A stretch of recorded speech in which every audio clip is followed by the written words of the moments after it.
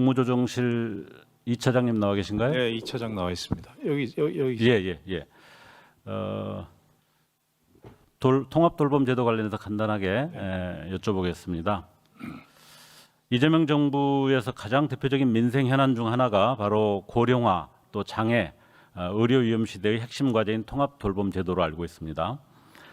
지금 그런데 우리의 돌봄 시스템은 아직까지는 지나치게 이렇게 조각조각 나 있는 상황입니다. 병원에서는 치료만 하고 있고 또 복지기관에서는 개별 서비스, 행정은 서류 행위 이런 것들에 머물러 있습니다.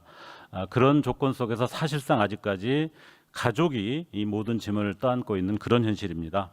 다행히 내년 3월부터 돌봄 통합지원법이 이제 본격 시작이 되는데요. 2018년에 시범 사업을 시작해서 7년 동안 그래도 꾸준히 경험을 축적하면서 만들어낸 결과라고 생각합니다.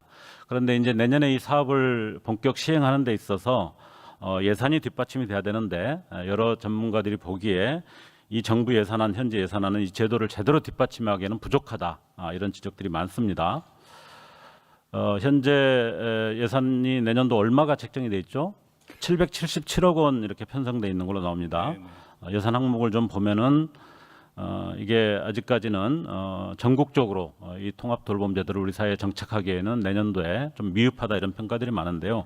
특히 전국적 확대를 한꺼번에 해줘야 되는데 현재 정부안에는 전체 229개 지자체 가운데 재정 자립도 상위 20% 지역인 46곳에 대해서는 제외를 해서 사각지대가 발생합니다. 말이 상위 20%지 사실상 재정 자립도가 30%도 안 되는 지역들도 포함되어 있습니다. 그래서 이 돌봄 관련된 시민단체들이 이번에 제외된 46개 지자체도 이번에 내년에는 함께 이 사업을 시작할 수 있어야 되고 그럴 경우에 국가의 지원 없이는 사실상 사업이 어렵다는 점에서 예산을 좀 더 제대로 지원을 해야 된다 이런 주장들을 하고 있습니다.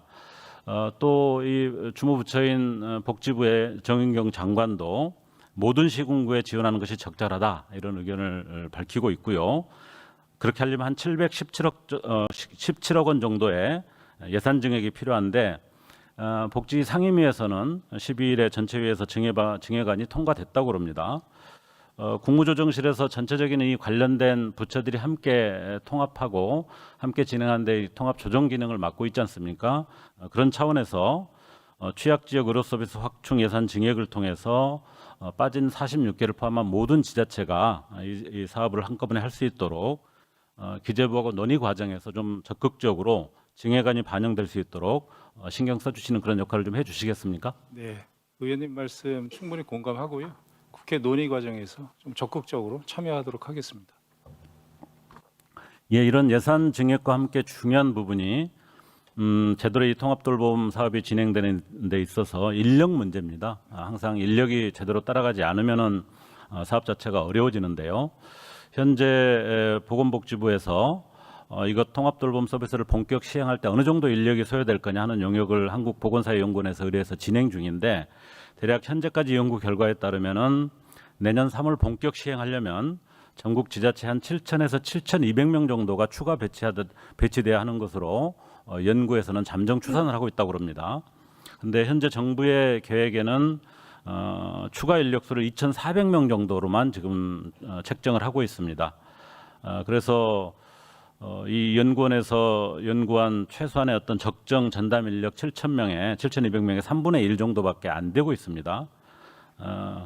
또 관련 단체들은 여러 가지 분석을 통해서 이 46개 지자체까지 다 포함해서 850개 읍면동을 포함한 전국 3,551개 읍면동에 부족한 간호사 또 사회복지사 등을 제대로 충원하려면 최소 3,250명 정도는 확보를 해야 된다 이렇게 의견들을 주고 있는데요.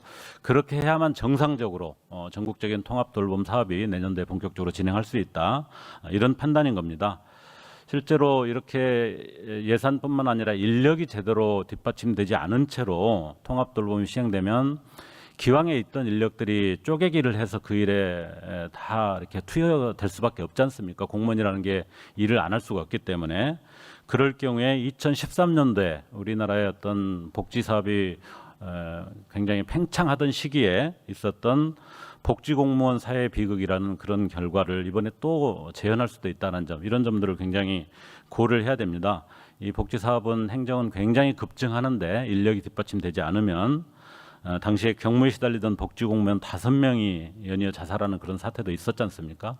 그런 점에서 이런 인력 뒷받침이 굉장히 중요하다고 생각하는데요.